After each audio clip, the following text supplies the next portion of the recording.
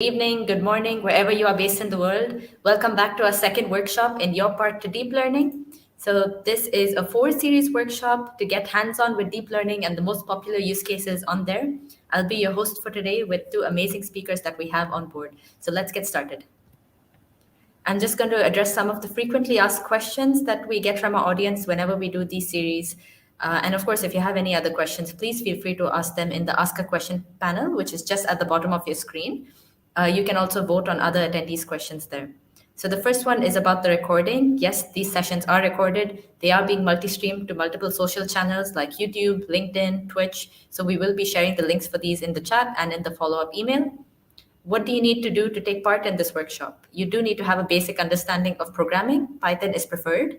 You need to have an understanding of machine learning. So we have included in the prerequisites a replay for one of our older workshops to give you a background of what's happening in machine learning. For today's workshop, it would be good that you understand what's deep learning. So if you're coming in from the first workshop, you would have a fair understanding. If not, you can watch the replay for that as well. To do the actual code lab, you would need to log into your existing account. You can use this link, ibm.biz/yourpath-to-deep-learning. It's really good to use the link because for us, this is a referral. So it shows that you have come in through this workshop.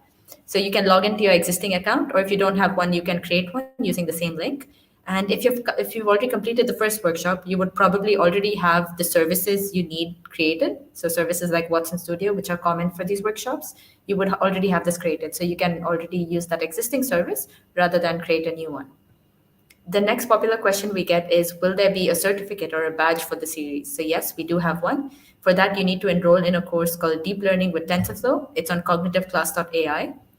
And for question and answers, we do get a lot of questions. So please use the Ask a Question panel. Remember to vote on questions you find interesting so we can answer the most voted questions first. And that will happen more towards the end. And the last thing to discuss is our Slack community. So once you finish the workshop, say you want to try something on your own for your company, or you want to develop or test something or run it in production, you can ask us these questions on the Your Path to Deep Learning channel within this Slack community. So this is the link to join the community. That's ibm.biz/ypdl Slack. Again, all this information will be posted in the chat and we can share it in the follow-up email after this workshop. So here's a bit more information about how you can enroll in the course. This is what the certificate looks like. It's pretty straightforward. You would need to go to cognitiveclass.ai, log in with your existing IBM Cloud account. That's the same IBM email ID. Search for the course Deep Learning with TensorFlow. Remember to enroll. Definitely answer the quizzes, and you'd be able to get your badge and certificate. There are labs as part of the course, but to make the process easier for you, we are doing the labs as code labs or workshops during the series. So you'll be doing the hands-on part with us, and you can answer the quizzes while you're doing the course online. Some people did have a lot of questions about how to join Slack. You might be new to Slack, so it's pretty straightforward. You can go to this link, ibm.biz/ypdl-slack. Maybe one of my presenters can post it in the chat. It's really easy to sign up. You can sign up with existing accounts or put your email if you like. Once you've logged into Slack, remember to go to channels. You can browse channel and search for Your Path to Deep Learning. So that's your-path-to-deep-learning. And join the channel if you're not in there already. And we are on the channel, so we're there to answer all your questions for you.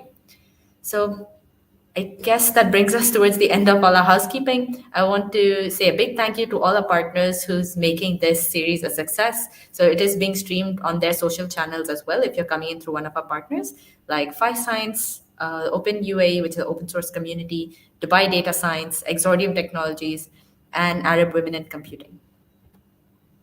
So I'll leave it over to you. Anam Sibusiso, would you like to introduce yourself, share your screen, and take it forward?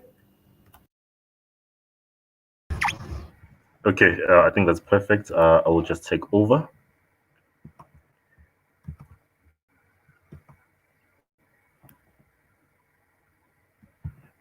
Okay. Perfect. So good afternoon to everyone. Welcome today to the second part of the series. My name is Busiso Mkombe. I'm a developer advocate with IBM South Africa, and I have my colleague here. Anam, would you like to introduce yourself? Yes, thank you, Busiso. My name is Anam. Hi, everyone, and welcome to our second series, and I hope you enjoy it. Thank you. Okay.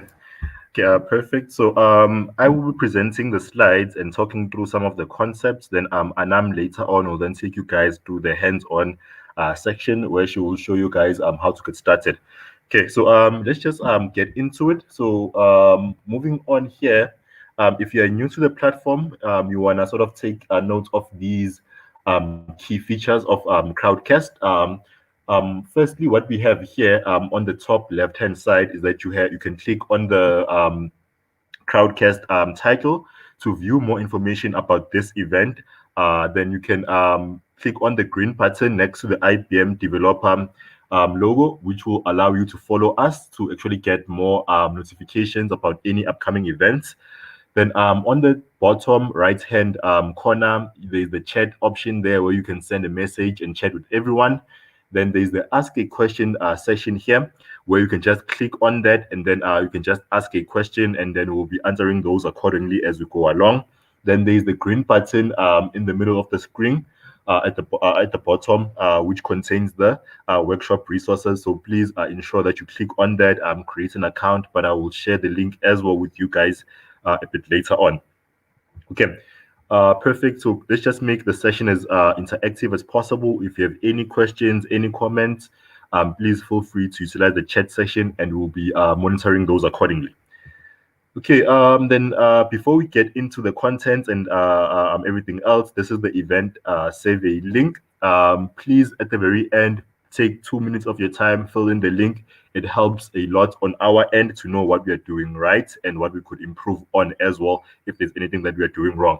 Okay, so Anam, if you can just please maybe just share this link on the chat now so everyone can have access to it, but I will reshare it a bit later on. Okay.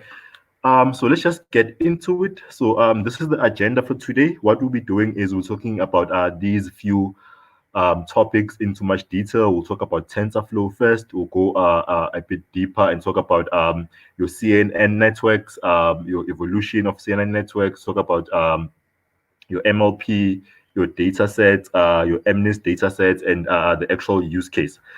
Okay, so let's just get started with that. So firstly, when I talk about TensorFlow, right, most of you have heard about TensorFlow before, but I'll just have a quick recap on it. So what it is, right, it is an open source library that is mainly used for machine learning and it is free.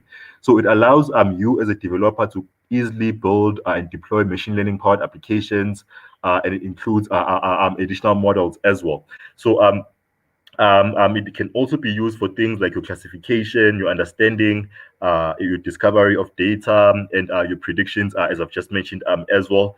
Then lastly, it can also be used to do things like your mathematical equation simulation and your natural language processing as well as one of the additional features of TensorFlow. Okay, so we're talking about this in much detail today because we will be using TensorFlow in our actual hands-on. Okay. Okay, with that being said, let's just move on to the next slide. So what I want to talk next about here is our MLP. Okay, so what MLP essentially means, it's a multi-layer perceptron, which essentially is a class of feed-forward artificial neural networks. Okay, so what it essentially does for us is it allows us to actually approximate any continuous function using our when we build sort of deep learning models, right?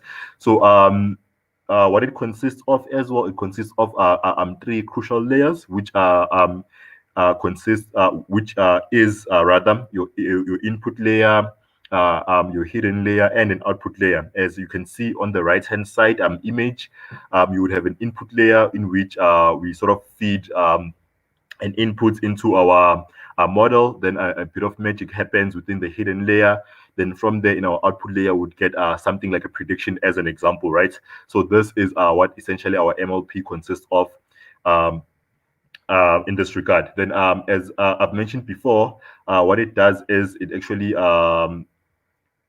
allows us to sort of have a nonlinear activation function, which essentially the base of that is for us to sort of approximate a continuous function, as I've mentioned before. Okay, then I've just sort of touched a bit into activation function. I'll just talk about that in much detail. So what this essentially is, It is just a function which is added into our artificial neural network. It just helps the neural network learn complex patterns in our data. It also describes essentially how the weighted sum of our input gets transformed into an output, right? So ideally, what you would want is you would want small value output for small value input. So yeah, I think some of the examples that come with our activation function is the 10H activation function. You have the RELU activation function. You have your sigmoid, your linear function, and your binary step function. So we'll be using the RELU a bit later on, and I'll just touch base on that in the next few slides as well. Okay, perfect. Then I think we can move on from this one here. We'll just talk about your convolutional neural networks next. But before that, let's just quickly have a quick description. So, what a convolution is, right? It is essentially an operation, right, where one function sort of gets modified or convolves rather into the shape of another. And then in images, this is generally applied for various reasons, which include sharpening the image, smoothing it out, and having it a bit intensified as well. Then in CNN in particular, right, your convolutions are applied to extract prominent features within the images itself. So we'll get into much detail with regards to this, but what it essentially allows you to do as well is to have your various features in your images being represented as numerical data in which our function or our model can then have and use later on in a meaningful way. Okay, then moving on to the next slide. I'll just talk about our convolutional neural networks in much detail, and as I've mentioned before, is just a class of artificial neural networks, which allows us to sort of have classification for computer vision tasks. So our CNNs, they have three types of layers, which involve your convolution layer, your pooling layer, and your fully connected layer as well. So I think what I will do now is I will just spend a bit of time talking about these layers in much detail. We'll begin with the convolution layer. So what it simply is, right? The convolution layer is a layer that is the core building block of our CNN. This is where the majority of our computation occurs. Okay, then this convolution layer requires three main components, which include your input data. It includes a filter and includes a feature map. Okay, so for each operation, our convolution neural network would apply your RELU activation function, which I've mentioned in the previous slide, to the feature map, right? So what that will then do is it will then introduce non-linearity into our model. So essentially allowing us to approximate any or most continuous functions in that regard. Then continuing on that, our convolutional layer rather have a structure which can also become hierarchical, as you can see on the right-hand side picture. Where if you look at the image, you can see that in this case here, we get fed, we're trying to sort of determine if an image contains a bicycle. What we will look at a low level is we'll look at we'll look into much detail with regards to the various components which come from the bicycle. And as you can see, we can think of a bicycle as the sum of its parts, right? Then building onto that, each individual part of the bicycle will then be combined to make up a low-level pattern, and the combination of the parts rather will represent a high-level pattern, which will create a hierarchy within our CNN. And towards the top here, where I'm currently sort of hovering over, you will see the bicycle coming into shape. So essentially what we want to do is we want to use these various parts, bring them together to form a large image, which will be our outputs in that regard. In this case here, the answer would be yes, the image contains a bicycle because we can form the shape from the various components in which we are provided with from our lower level. Then ultimately, what we want to do is we want to use the convolution layer to convert the image into numerical values, as I've mentioned before, which will allow our neural network to interpret this and extract meaningful information for our model to work with later on. Okay, just a quick check. Okay, Okay, nothing on the chat so far, so I think we're still good to go. Then moving on here, what we want to talk next about here is our pooling layer. So what this is commonly known as, it is known as something called downsampling, which just conducts something called dimensionality reduction, right? Where we try and reduce the number of parameters that get fed in the input. So what this simply does is just reduce the dimension that we have in our input. Then there's two types of pooling that you can find when working with convolutional neural networks.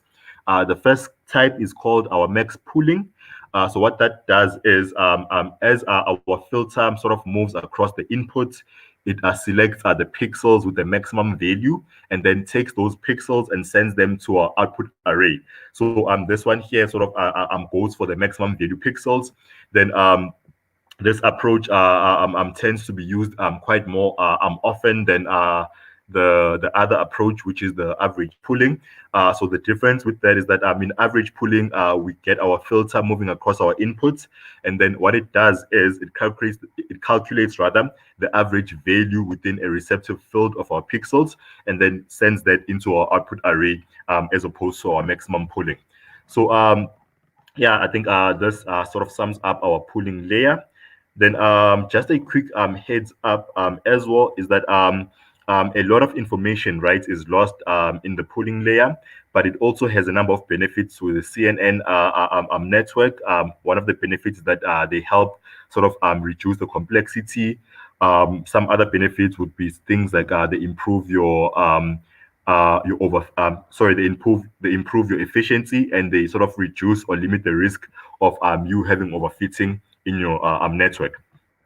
Okay. Perfect. Then moving on to the last point, or the last layer, which is the fully connected layer. What this essentially does is the name is sort of self-descriptive.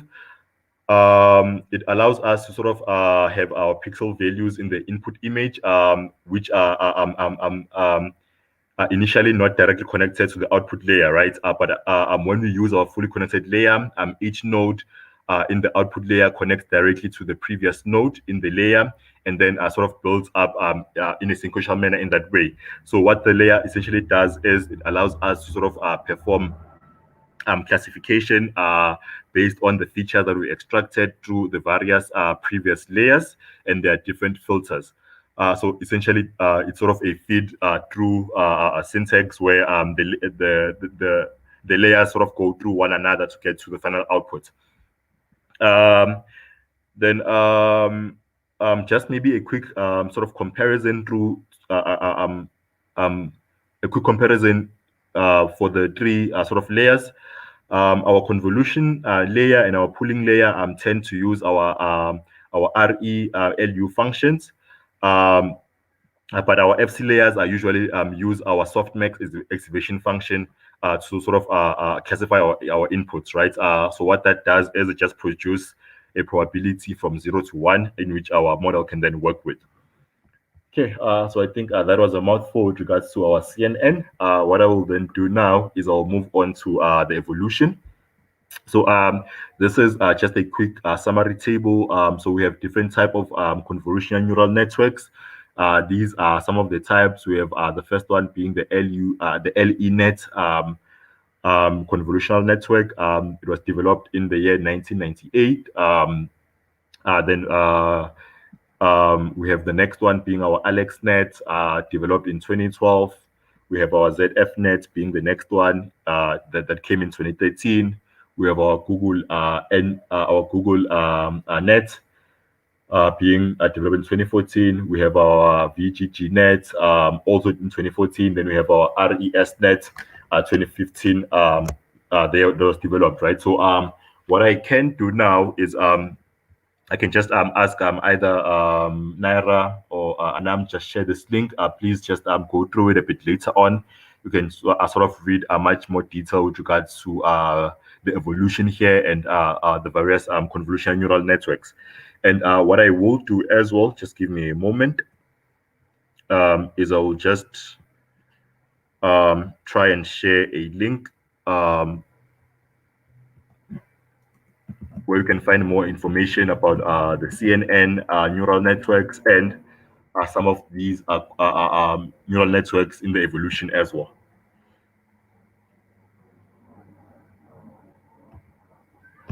Okay, then I think okay, we can just move on from there. What I want to talk next about here, and I think many of you guys know what this is, so I won't spend too much time on it. But it's just a building block for the next slide. So in our deep learning and in machine learning in particular, we use something called data sets.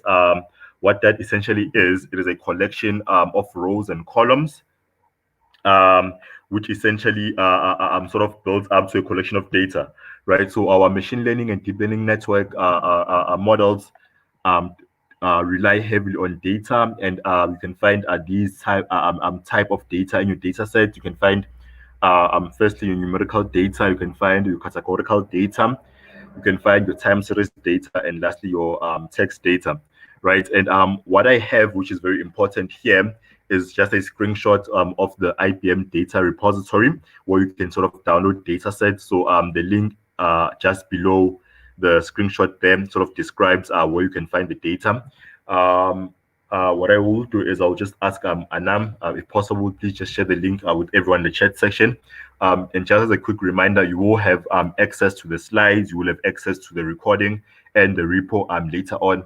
So you will have access to all of what I'm showing you guys now. So don't worry too much about that. Okay. Let's see. Moving on from there, I want to talk into much detail next about our MNIST data set. So what this essentially is, it is what we are using for digit recognition, right? The MNIST data set is essentially the hello world of our computer vision. It contains, in this regard here, handwritten digits with the training set of 60,000 examples and a test set of 10,000 examples as well. So this is what we'll be using here. If you want to learn more about this data set, I've included a Wikipedia link in the bottom under the image on the right hand side. Then you can just have a quick look at that as well. So this is what we'll be using essentially for this session. Okay, then I think now what we can do is we can just move on to our use case. So what we want to do today is we want to go ahead and use our convolutional neural networks. We want to use our multi-layer perceptrons and our MNIST data set as well to build a neural network capable of performing classification of handwritten digits, right? So my colleague Anam will go into much detail with regards to that, and she will show you exactly how to get started with that in our hands-on session. What I will do next is I will share 2 more links with you guys. If you click under workshop resources, you should be able to sign up for an IBM Cloud account. Alternatively, you can follow the link here, which I will just paste in the chat section shortly. Then what that will then do is it will allow you to create an IBM account or log into an IBM account as well. Then what you can do is you can follow along with the hands-on by clicking the green button as well. And I will paste the link for the follow along hands-on part in the chat section as well. Then I think for now, what I will do is I will hand over to Anam. Then we'll discuss the useful resources towards the end of the session. Okay, thank you. Okay, thank you so much, Rosisa, for that wonderful presentation. And I will share my screen. So the first thing I really want to talk about is the GitHub repository that we have. And okay, so can you all see my screen? Yep, we see it. Go ahead. Okay, so great. So this is the GitHub repository. Once you click on the workshop resources button just down below, you will land up onto this page. And it has everything that you really need to know about the session, okay? It has the GitHub repository, it has the slide, all the links. Let me just show everything now. So in the README session, you have what we're going to do for the workshop, what you will learn, the workshop resources, that's the IBM Cloud link that you need to log into IBM Cloud or sign up to IBM Cloud if you haven't already signed up.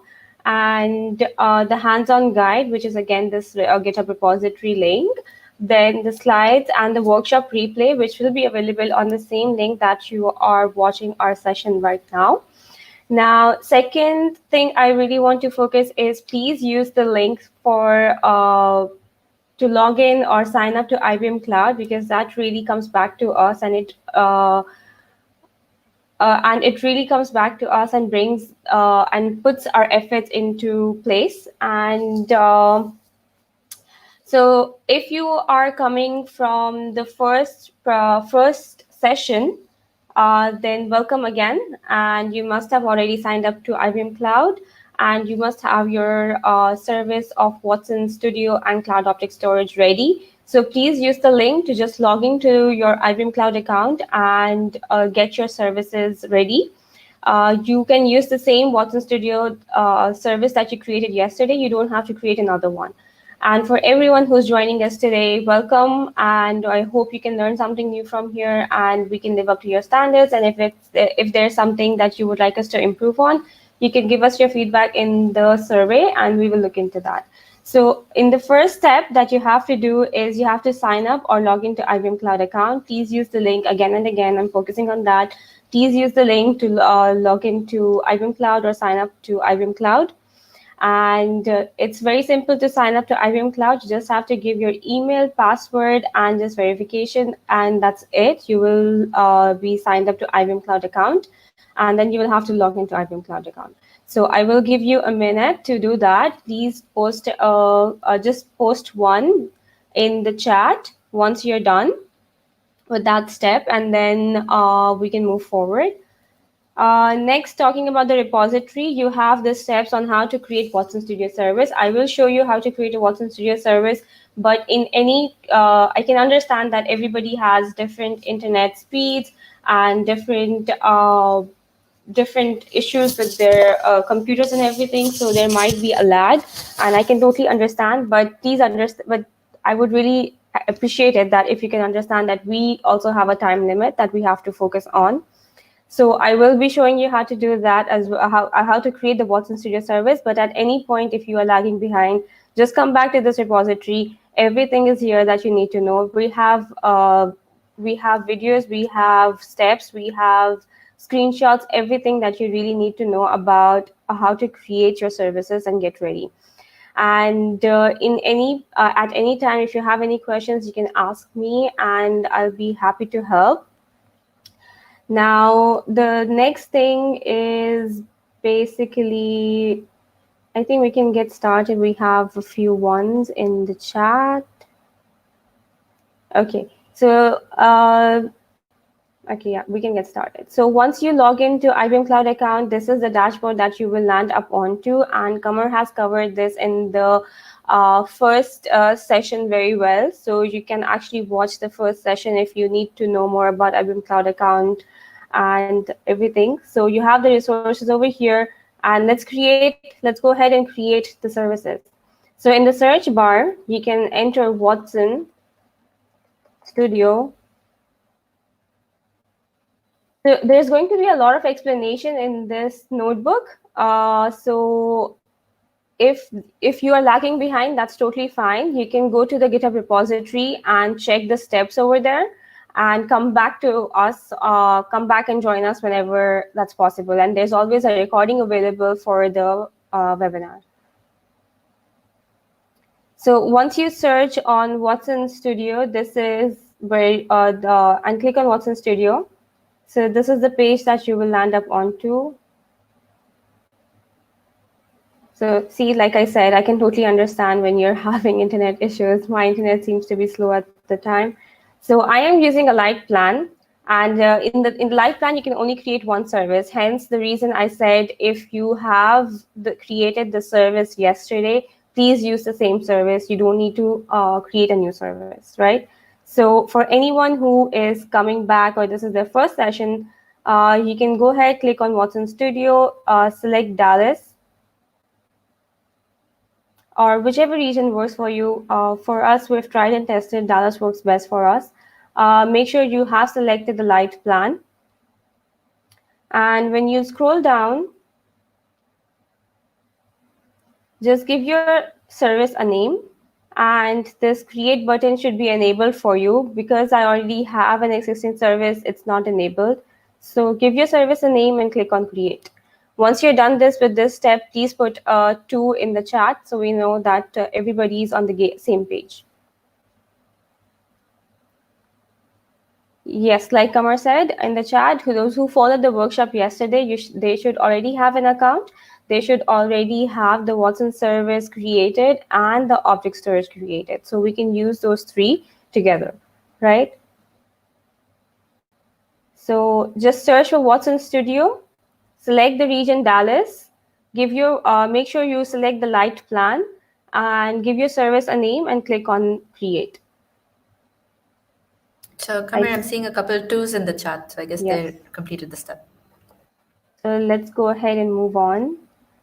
Once your service is created, it will actually redirect you directly to that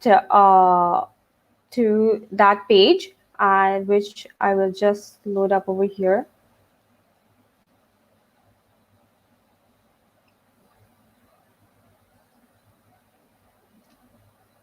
Let me try turning my video off. It helps in loading the session better.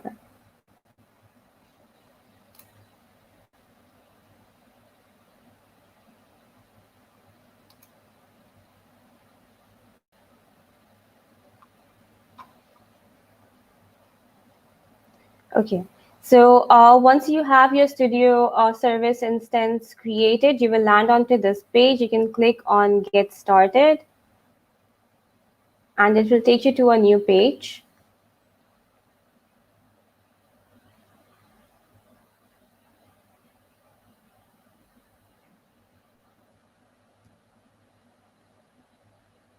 So now Watson Studio is like one of your one-place stop to get started with everything you need for your data science needs.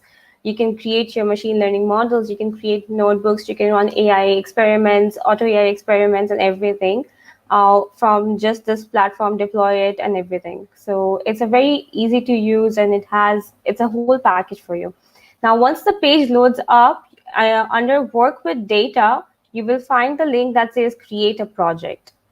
So again, anyone who has already created it yesterday, you can use the same project that you were working with. And in that project, we can create a notebook that we will be creating today. So you can use that same again. So for anyone who is new, let's go ahead and click on Create a Project.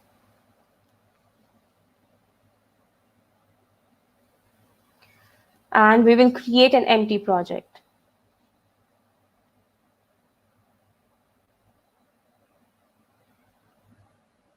All right. So over here, give your project a name.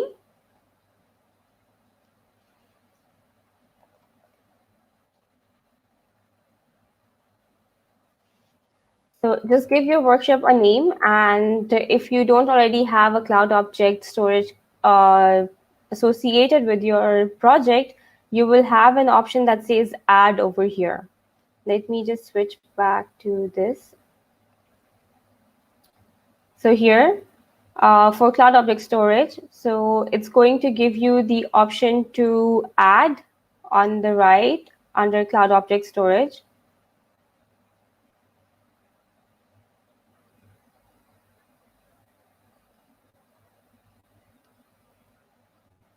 Okay, 1 second. And once you click on create, it will take you to a page where you can give your service a name. And it's a global, it's going to be a global service. So you don't need to select any region or anything. Make sure you're on the light plan and then click on create.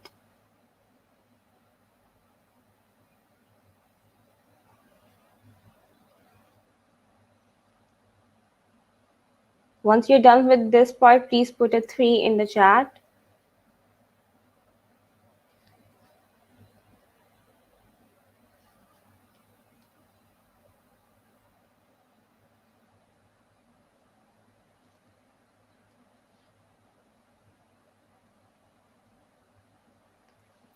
So it will give you an option over here, over here to add. And then once you create your object storage, you can refresh and it should be associated right here.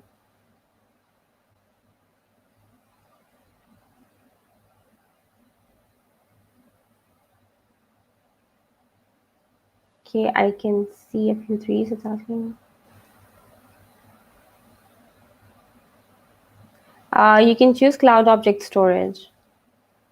So I have a question that says it's asking for service to provision Watson machine learning, cloud object storage, etc. What should I choose? You can choose cloud object storage from that page. Okay. So, and then we can click on create. And they should create a project for you.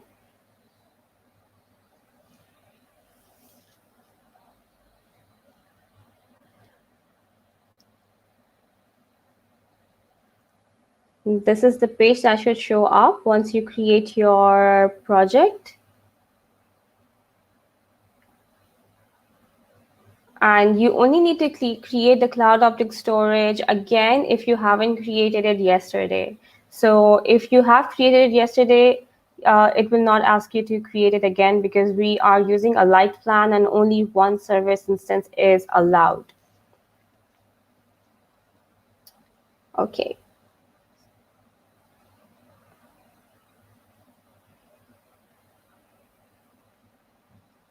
So now the next thing we're going to do is we're going to create a notebook.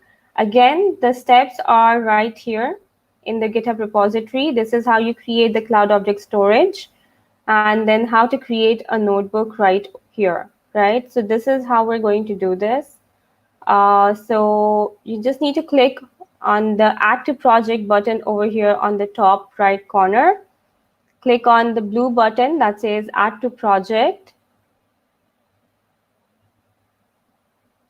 And then choose an asset type is going to be notebook because we need it to create a notebook, and that's what we will do over here. So just click on notebook. Click on add to project on the top and then click on notebook. Now you have these three options. That's blank, from file, from URL. I'm sure Kamar has covered this in the yesterday's session as well. But if you're creating something from scratch, you will use blank so that you can write your own code and everything. If you already have previously created notebooks and you want to run them on Watson Studio, you can do that using from file. So you just have to drag and drop your file here, give it a name, choose your runtime and upload it, right? And today we're going to be using from URL because we have the notebook ready and we will just run the notebook and I will explain everything in the notebook, that what we are doing and how we're doing it, because we are limited on time. Yes, you need to create a new notebook. I have a question from Raya that says, should I create a new notebook? Yes, you need to create a new notebook. Okay, so you can use the same project that you created yesterday, but yes, you need to create a new notebook. So from URL, we will give it a name and then we will upload, we will paste the link. Now the link for your ease is right here. If you go to step 4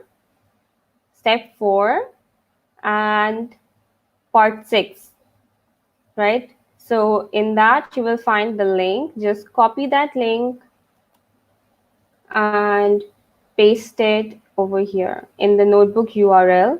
Give your notebook a name.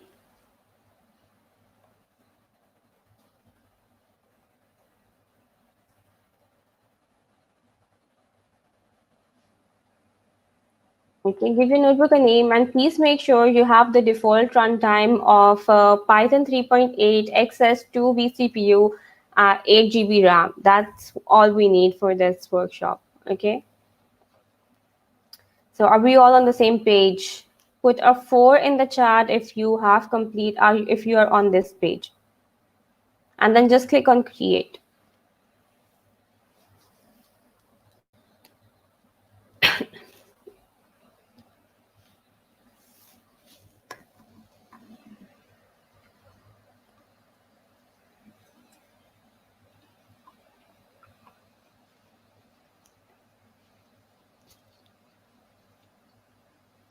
You can take your time.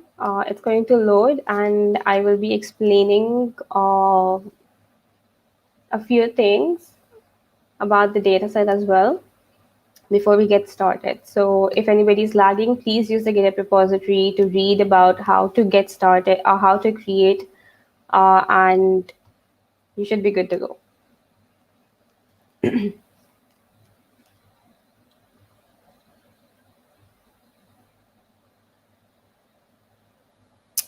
Great.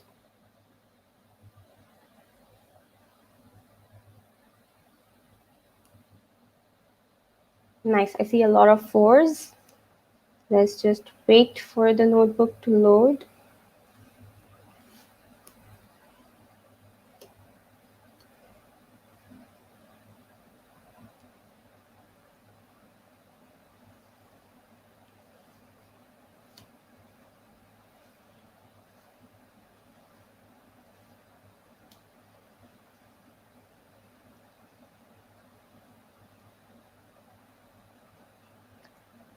Notebook format is invalid.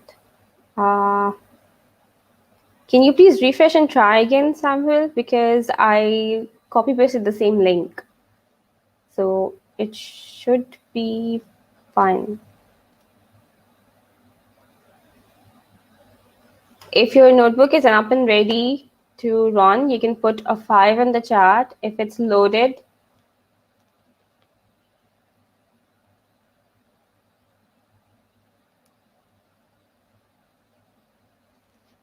mine is taking a lot longer than expected.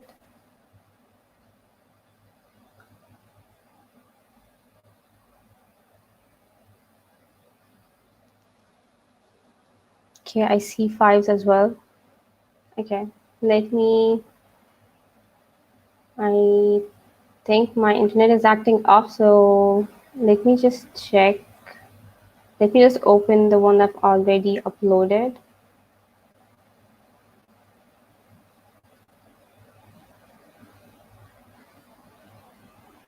Nah, it doesn't work today.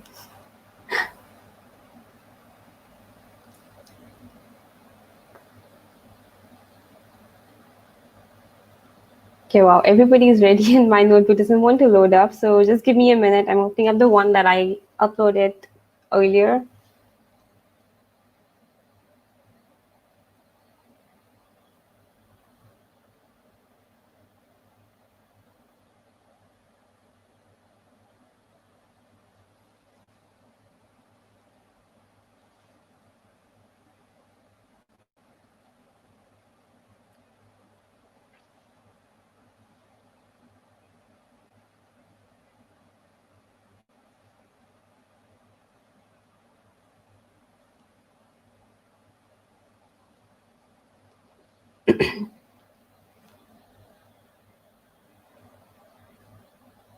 Okay, in the meantime that it's loading up, okay, it's done. So I will just talk about the data set that we're using today and what we will be doing. So in this lab, we will use the famous MNIST.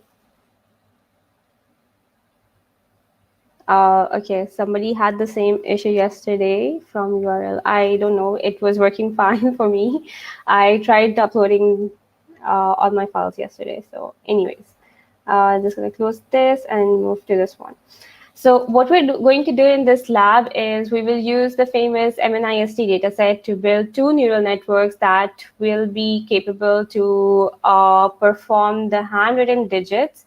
And then the first network is going to be a simple multi-layer perceptron, MLP, as Cesar has mentioned. And the second one is going to be a convolutional neural network. So basically what it's going to do is when given an input, our algorithm will say with some associated error that what type of digit this input represents, right? So now Cesar has already explained the deep learning, so I'm going to jump right into the lab part of it. So right here, now if you click on this, and you can click on Command and Enter to run this cell. Oh, wait, let me just unlock my file. and edit.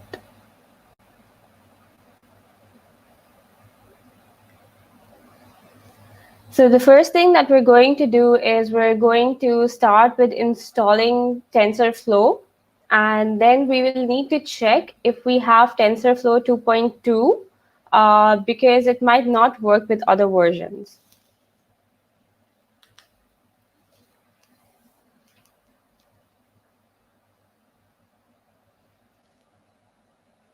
So and then once we check that,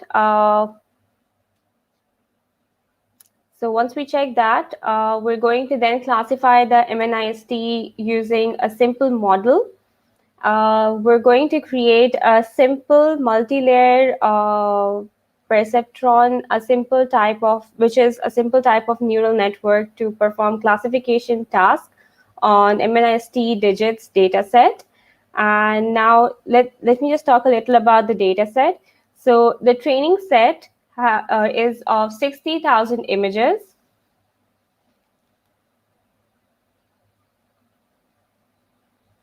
So we're going to talk about the training set, which is the 60,000 images is used to train the model, and a separate test set of 10,000 images is used to test it. And this is a task of recognizing 10 digits from 0 to 9 or classification into 10 classes. And each image is a 28 by 28 pixel square, which adds up to 784 pixels. Now, it's a subset of a larger set available from NIST, and the digits have been size normalized and centered in a fixed size image. Let me just reload. I am not sure what's happening.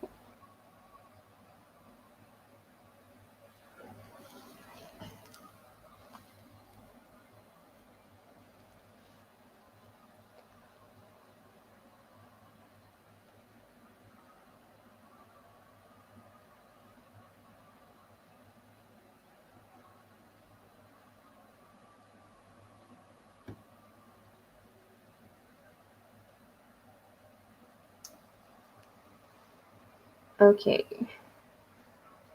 Anyways, let me just tell everyone how to run the notebook. You can click on cell and you can run all the cells. I think I'm just going to move to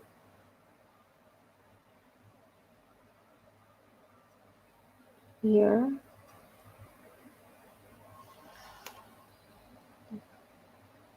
Okay. So we're going to install TensorFlow. Now, TensorFlow is an open source machine learning library, and it helps you deal with a lot of big data applications and helps out a lot with. So it's basically a library that has a lot of functions for ease of use and helps with big data. So once you click on cell over here, you can either run all the cells one by one and see if any gives you an error or everything is fine, or you can run all the cells over here. So once you're done with this, let's see what's next.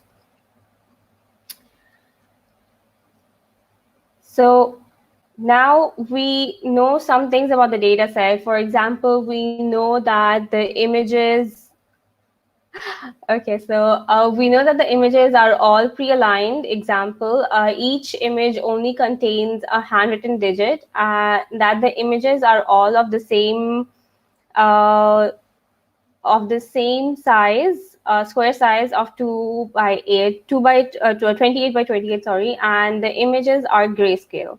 Okay, so I have a question asking, Shrutika is asking, how should I install TensorFlow?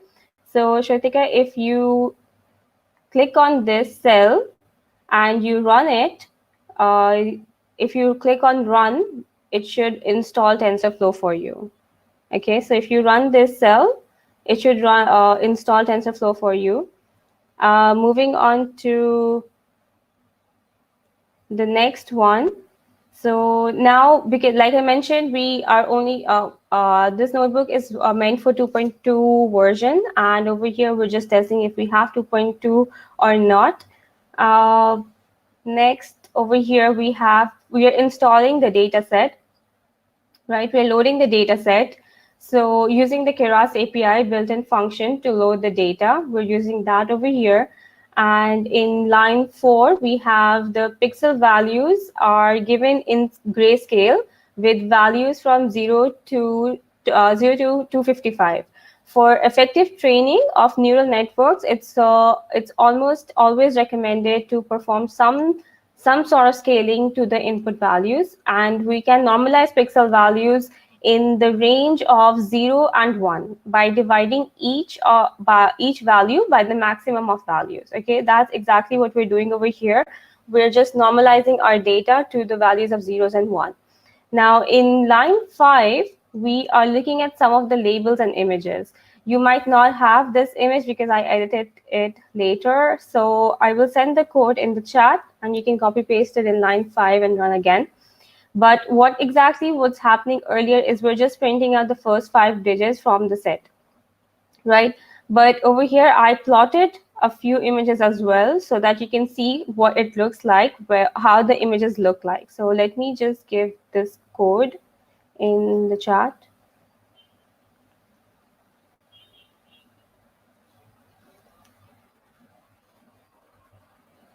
Okay. So I see some people have already run the notebook, but let's get, but it's about understanding and knowing how everything works. So over here, this is how the images look like. And in line 6, what we're doing is we also know that there are 10 classes, and the classes are represented as unique integers. So we can therefore use a hot encoding for the class element of each sample, which will then transform the integers into a 10-element binary vector with a 1 for the index of the class value and 0 values for all of the classes. So we can achieve this with the one-hot utility function. And that's what we're doing in line 6 over here. Now, over here, we're just printing out some more information. What I already mentioned, we're just printing out the number of training examples. We have 60,000 images for the training example and 10,000 for the test examples. Now, if we move on to line 9, over here, what's happening is we know that the pixel values for each image in the data set are unassigned integers, and they're in the range between black and white or 0 and 255. So to make the input useful for us, we need to use we need these to be arranged in a 1D vector using a consistent strategy. So that's what we are showing over here. We can use flatten to accomplish this. Okay, I don't understand what you mean by cell 5. Do you want me to explain it, or are you at cell 5? Oh, sorry. Okay, so Raya has a question that says, in which cell should we paste this? In cell 5, okay? So over here, where you have print y train 0 to 5, you can paste this code over here for the plotting, and this will give you. Yes, Ivana, the cell numbers can differ. If you have already run the whole notebook and then you run a cell again, that can cause a difference in the numbers. So, okay, now we were at line 9. Okay, yes, so that's what we're doing over here. And in line 10, what we are doing is we're going to create the weights and biases for this purpose, and they will be used as arrays.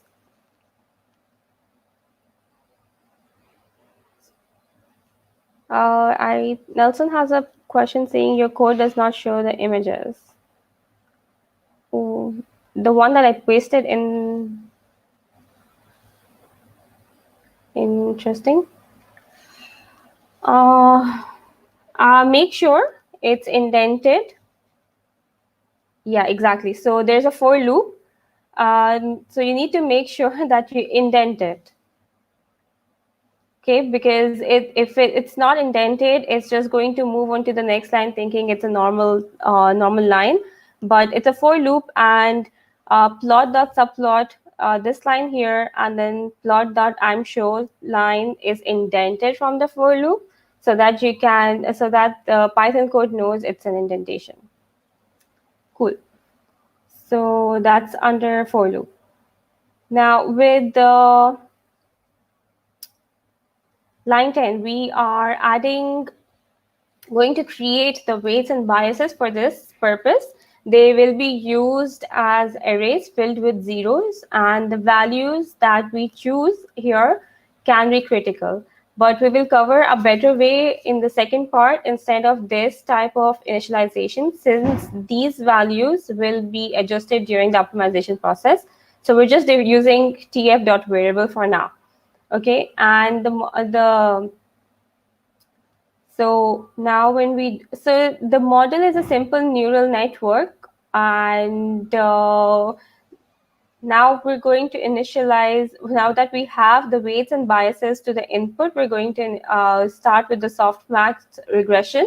And softmax is an activation function that is normally used in classification problems, and it generates the probabilities for the outputs. For example, our model will not be 100% sure that one digit is the number 9.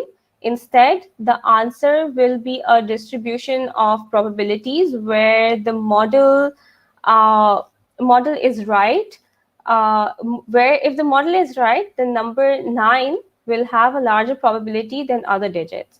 So the output layer, the softmax activation, at the output layer, the softmax activation function is used to convert the outputs to probabilistic values, and allows you to select one class out of the 10 as the output value of the model.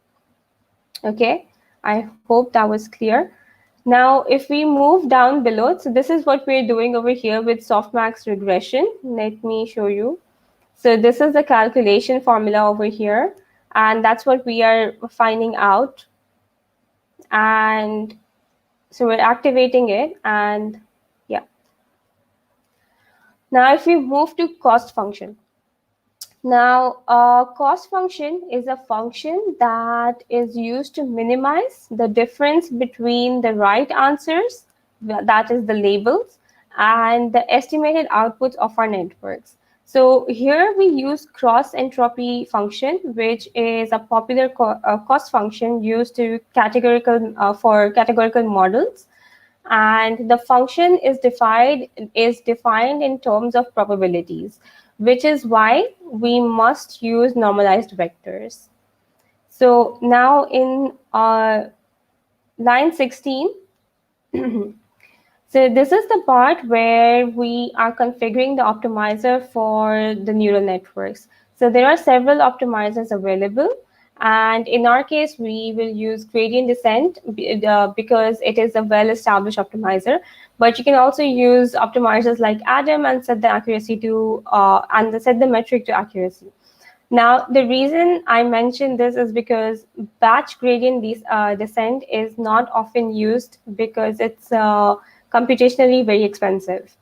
And the good part about this method is that you have the true gradient with the expensive computing task of using the whole dataset in one time. So due to this problem, neural networks usually use mini batches to train. Okay, so that's with this. And then so any questions so far? Nothing. So, okay, let's go ahead. So the model over here fits on 10 epochs of training. So I have a question. It says, why do we need an optimizer? Okay, so you need an optimizer to basically give you a better value, because you're going to have a cost function as well. So you need to basically see what's the error and how you can optimize it. Remember, the values that we set randomly, those values will be used in this optimizer to perfect them. Okay, so now in here, the model sits on 10 epochs of training, and each update with 50 examples are used. And then the test data set is used to evaluate the model, and a classification error is printed. So now we train it on 60,000 examples, and we validate it on 10,000 examples. Okay, now let me show you over here. Yeah.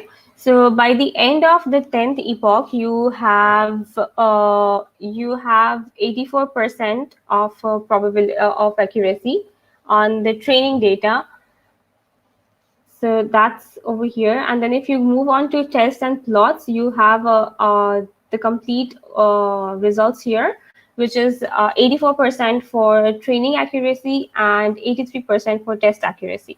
Now, you can think of them as being a good, 84 is not a bad accuracy, but it's a very simple model, and you can achieve up to above 90% accuracy. And just one thing that I'd like to mention here is it can be some sort of a learning experience for you, or something that you can look into. But there's another way you can do this optimizer part of this notebook. And I also mentioned the optimizer using Adam optimizer. So you can either use that, and you can get an accuracy over 95%. So you can think of that as your homework, or research on it and see how you can build a model that can give you an accuracy of 95 using just the MLP. Okay, so now here we're just plotting some of the graphs, and we're just looking at the epochs that we had. So because we plotting graphs can give you a much better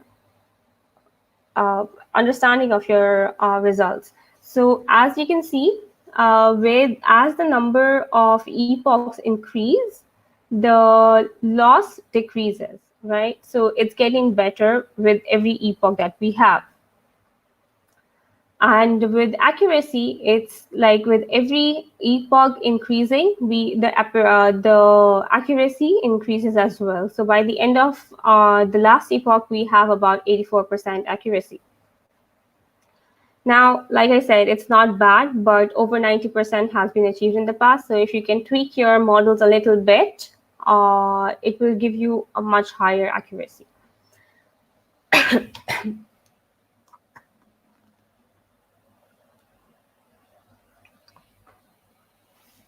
Okay, now for the second part. So in the first part, we learned how to use a simple ANN to classify MNIST. And now we're going to expand our knowledge using the deep neural networks.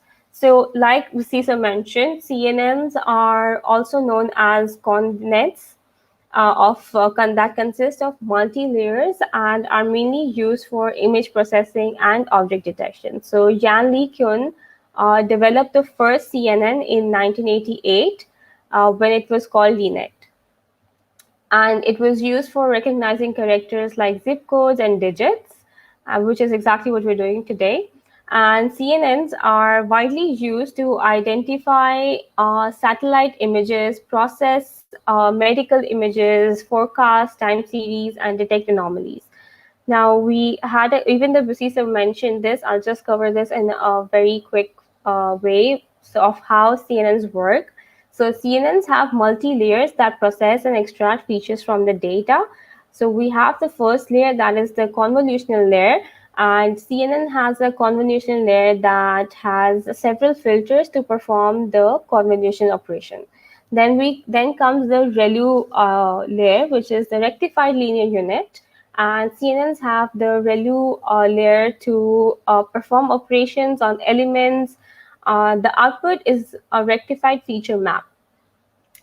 Then comes the pooling layer, and the rectified feature map next feeds into a pooling layer, and the pooling is a downsampling operation that reduces the dimensions of the feature map. And the pooling layer then converts the resulting two-dimensional arrays from the pooled feature map into a single long continuous linear vector by flattening it. Then comes the last layer, which is the fully connected layer. And a fully connected layer forms when the flattened matrix from the pooling layer is fed as an input, which classifies and identifies the images. Now, in line 23, so over here in line 22, we're just defining the weight and height and the class output. And in line 23, what we're doing is the input image is 28 pixel by 28 pixel. We have one channel, which is grayscale. In this case, the first dimension in the batch number of the image can be of any size. So we set it to -1. And the second and the third dimensions are the width, and the last one is the image channels. Okay. So the parameters are the height and the width. We already know that it's the input image is 28 pixel by 28 pixel, and all these images are in grayscale. So we have 1, and this -1, you can set it to -1 or 0. That can be fine because that's the batch number of the image. So that's how we are setting the parameters for, since there's a question about it. Okay, so let's look at it. Okay, now let's move on to this here. So now what we're doing is we're defining the kernel weight and the bias. We define a kernel here, and the size.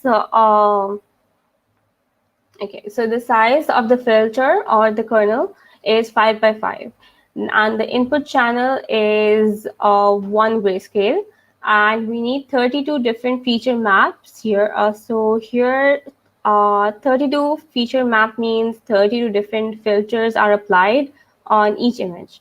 So the output of the convolutional layer would be 28 by 28 by 32. And in this step, we create a filter or the kernel tensor and then tensor of shape. So that gives us the fields, that is filter height, filter width, in channels and out channels. Now let's look at an example. So let's say we have a convolutional neural network that's accepting images of handwritten digits, and our network is classifying them into their respective categories of whether it's 1, 2, 3, 4, etc. So let's now assume that the first hidden layer in our, we're working with the first layer here, which is the convolution layer. And as mentioned earlier, when adding a convolution layer to a model, we also have to specify how many filters we want the layer to have. A filter can technically just be thought of as a relatively small matrix for which we decide the number of rows and number of columns that this matrix has, and the values within the matrix are initialized with random numbers. So for this first convolution layer in this example, we are going to specify that we want a layer to contain one filter of size 5 by 5. Now, when this convolutional layer receives input, the filter will slide over each 5 by 5 set of pixels from the input itself until it slides over every 5 by 5 block of pixel of the entire image. And this whole process is referred to as convolving. So now over here, if you see, like this is, if this is the filter, so this is 5 by 5 filter, it's going to go over all the 5 by 5 one by one, and then take the dot product and save that dot product. Let me show you. It's here. So here. So it's going to slide over each 5 by 5 matrix over here and take a dot product with that matrix and save it into a new matrix. So now, and also what we are doing over here is, and this is where we are convolving the image, and we also have something that is called pad. Now we pad the image with a padding size of 1, so that the input and the output dimensions are same, and the output dimensions in this layer will be 28 by 28 by 32. Okay, so this is the first layer. Now comes the second layer.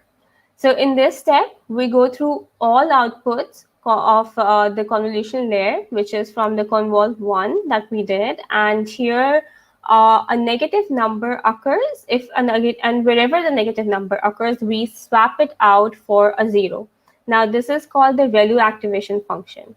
And the function is very simple. It's fx is equals to max.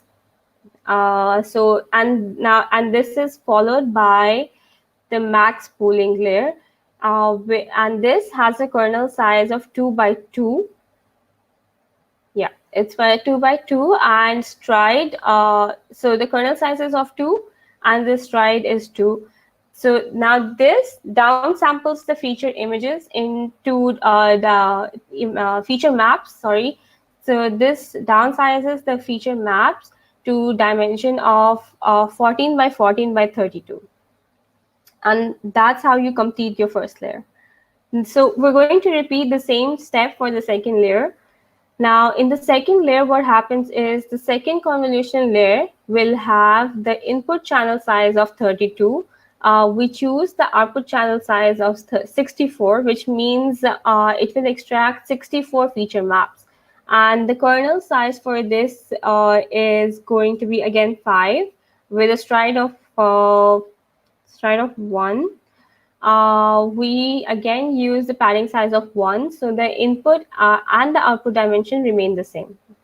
Now the output dimension for this layer is going to be 64 so it's going to be 64 by 14 by 14. Okay.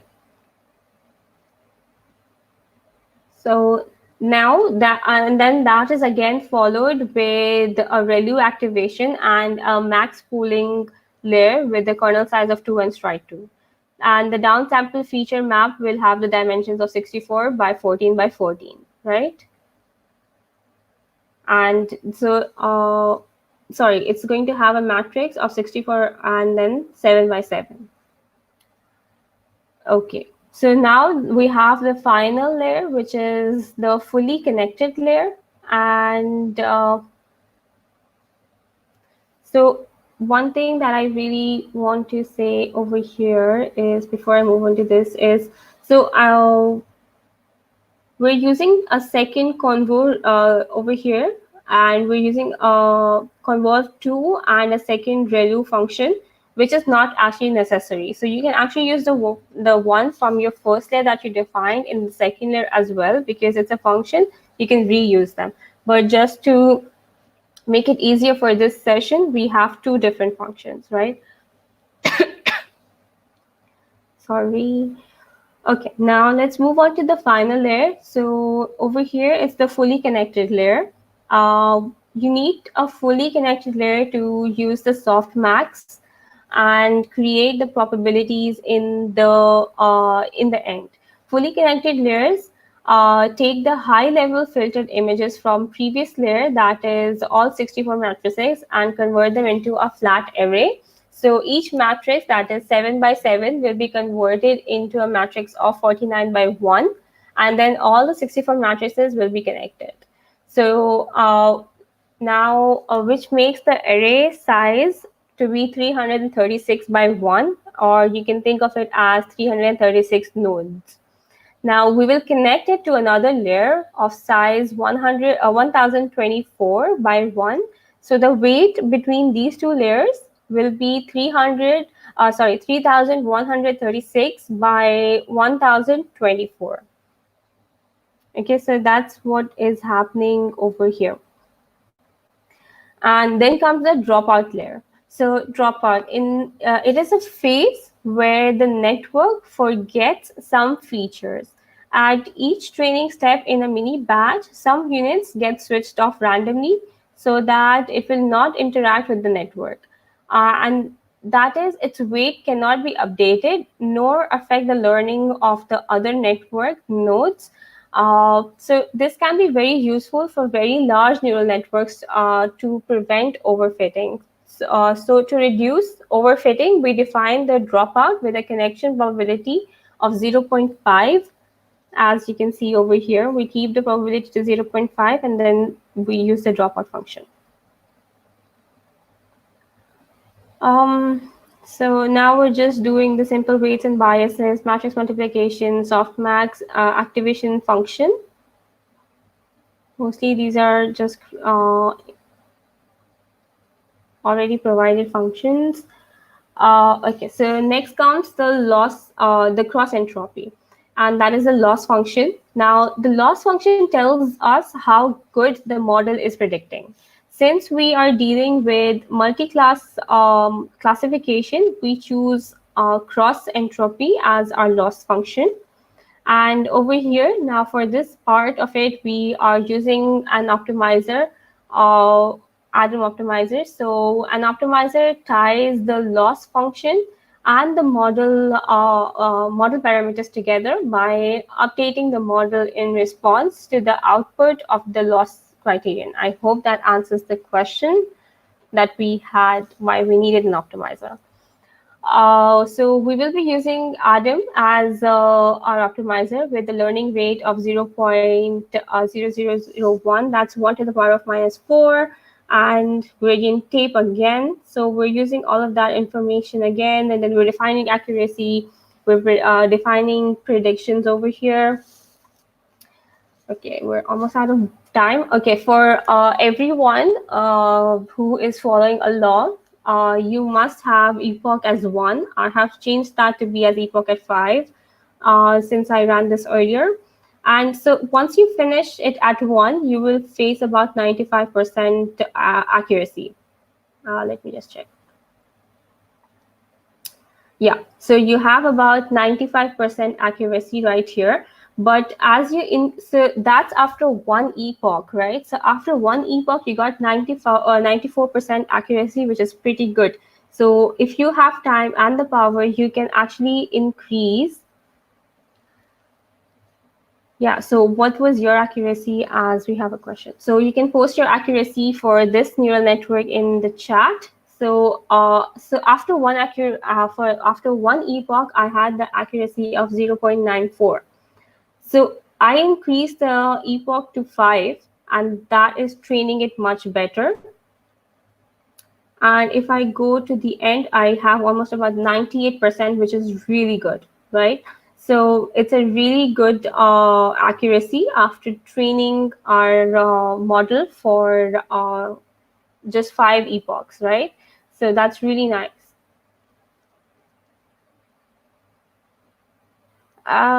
What looks, I'm sorry, can you please ask your question again? It looks fast on your account. What looks fast on my account? So actually, this is the notebook that I ran earlier. So that might be the case because I wanted to run 5 epochs to show everybody that you can improve accuracy as you increase the number of epochs. So 1 epoch doesn't take much time, but I have 5 epochs which took some time. I would say like 10-15 minutes or something, and we don't have that much time. We don't have that much time on the workshop, so I ran this earlier today. Now we can just evaluate our model. And we have the accuracy of the entire set is 0.96. Now, again, we're just visualizing some of the images that we have. Okay. So over here, like we're just visualizing images to understand what's happening.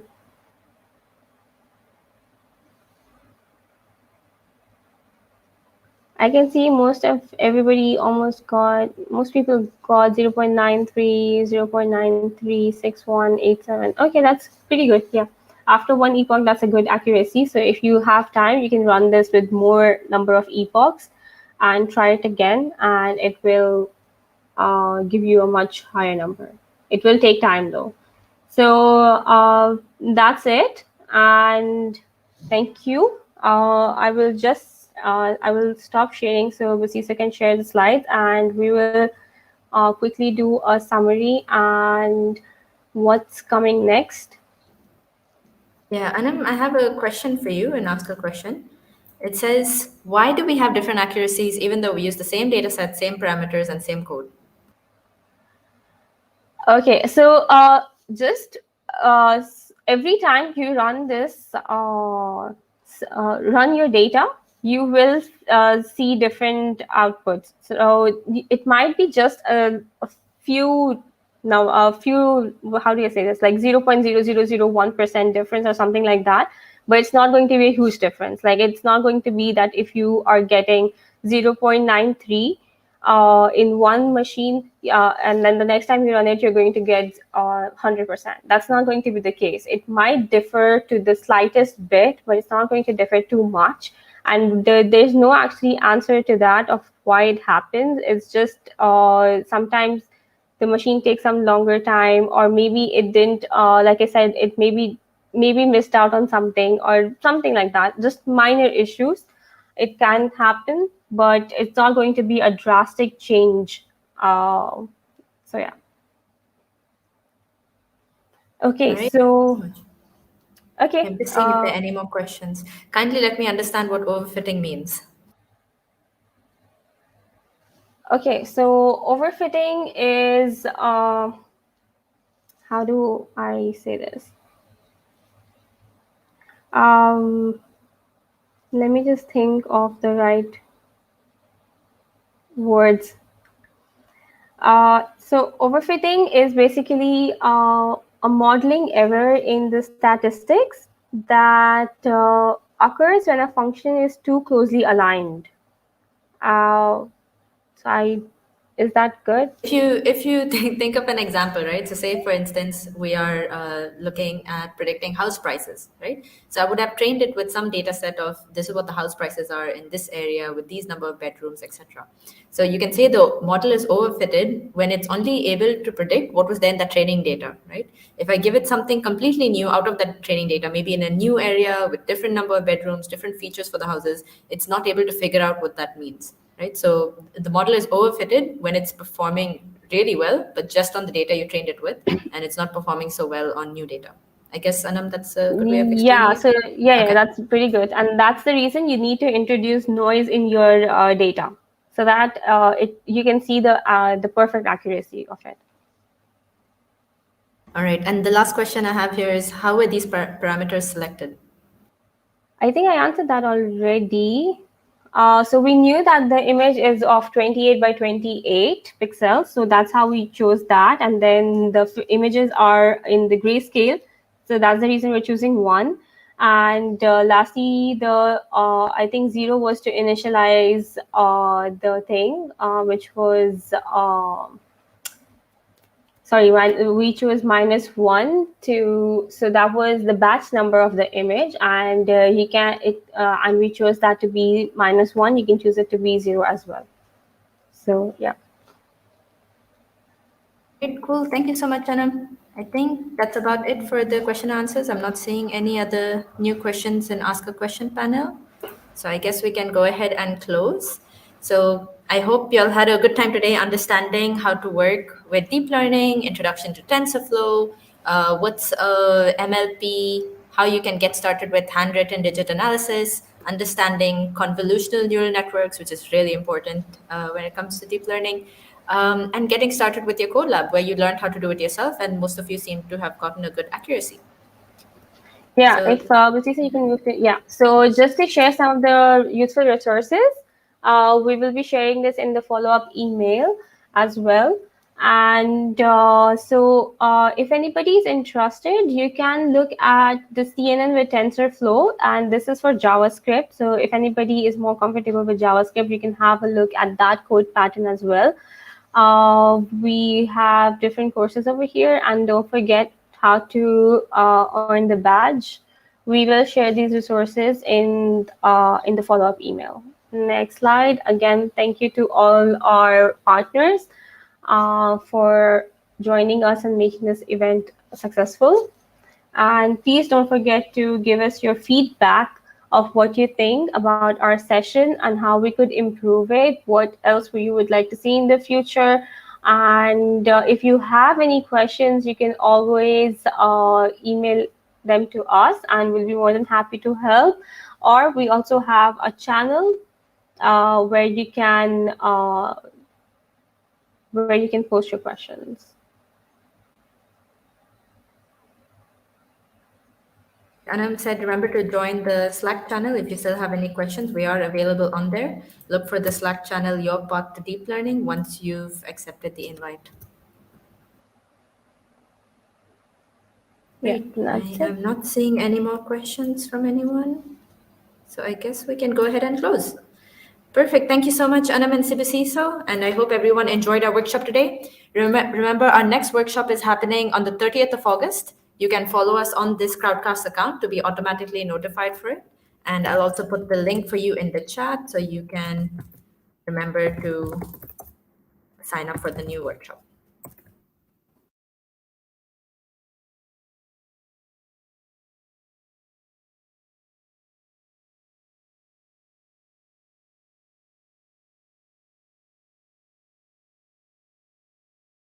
Great. Thanks, everyone. Have a good day.